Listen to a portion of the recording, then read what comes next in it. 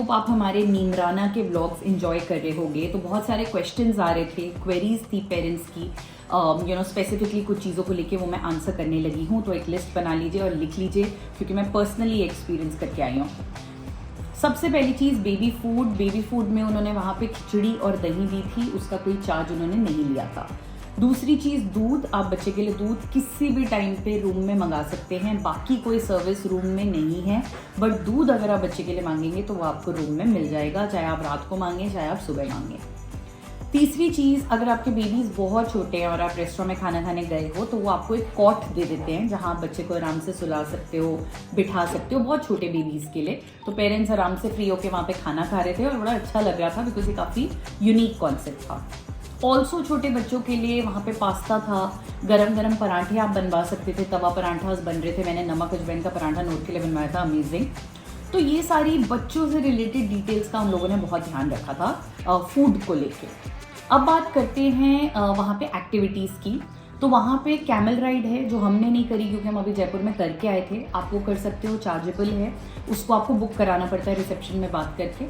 साथ ही एक vintage car ride है, अगर आपको कैमल नहीं करना तो आप विंटेज कार राइड करो, वो भी चार्जेबल है, बट काफ़ी लोग कर रहे थे। इसके अलावा वहाँ पे स्विमिंग पूल है। एक तो आपने देखा आउटडोर में स्विमिंग पूल था, एक इंडोर में हीटेड स्विमिंग पूल है, जिसके बारे में हमें भी नहीं पता था क्योंकि ये कहीं लिखा नहीं हुआ था।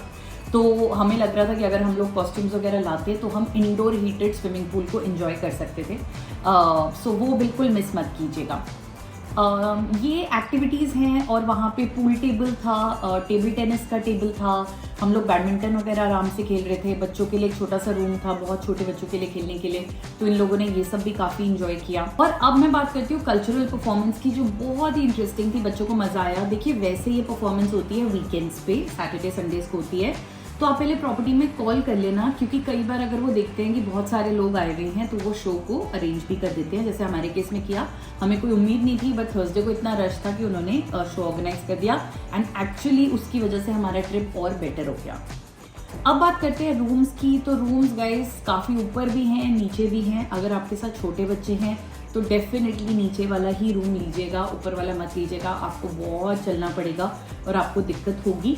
रूम सर्विस बहुत अच्छी थी, मतलब फटाफट आप उनको बुलाते थे, वो आ जाते थे पानी देने, कोई हाउसकीपिंग चीज़ें चाहिए, बच्चे की बॉटल्स धुलवानी है, ये सब चीज़ें वो बहुत प्रोएक्टिवली और बहुत फटाफट कर देते थे।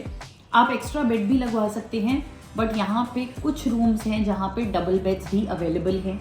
तो अगर मान लीजिए कि आपकी फैमिली थोड़ी बड़ी है तो आप पता कर लीजिए कि कहाँ पे मुझे डबल बेड वाला मिल सकता है, ताकि आपको गद्दे ना लगवाने पड़े, बिकॉज ऑब्वियसली वो बेटर है। अब जाने से पहले मेरा एक बहुत बड़ा कंसर्न था कि ठंड कितनी होगी, क्योंकि यहाँ इतनी ठंड है तो मुझे लगा वहाँ और होगी। तो मुझे ये पता चला था कि वहाँ पे सिर्फ ऑयल हीटर्स होते हैं रूम में। तो डेफिनेटली कुछ रूम्स में ऑयल हीटर्स थे, कुछ रूम्स में ब्लोअर था, बट मैक्सिमम रूम्स में जो एसी थे वो ही ब्लोअर वाले एसी थे, तो आपको कुछ और चलाने की ज़रूरत नहीं पड़ी थी, क्योंकि मैं तो पर्सनली बच्चों के साथ ब्लोअर को बिल्कुल प्रेफर नहीं करती हूँ। और एसी भी जो हमने चलाया था वो भी आधे घंटे के लिए चलाया, रूम गर्म हो गया और फिर हमने बंद कर दिया। अब बात करते हैं खाने की। इनके जो खाने के आवर्स हैं वो बहुत ही एकदम फिक्स्ड आवर्स हैं। तो आपको 10 बजे तक ही ब्रेकफास्ट है, और रात को भी आई थिंक 8 से लेकर 10 साढ़े 10 तक का ही है डिनर टाइम। लंच टाइम भी 3 बजे खत्म हो जाता है, तो इसका आपको थोड़ा ध्यान रखना पड़ेगा, आप पता कर लीजिएगा और उस टाइम पे चले जाइएगा, नहीं तो उसके बाद आपको लिमिटेड मेन्यू मिलता है।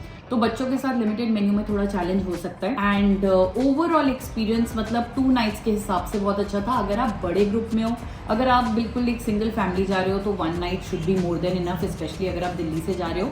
हम नोएडा से गए थे, हमें यहाँ से एग्जैक्ट 3 घंटे 10 मिनट पड़ा था, right from our home to Neemrana fort palace.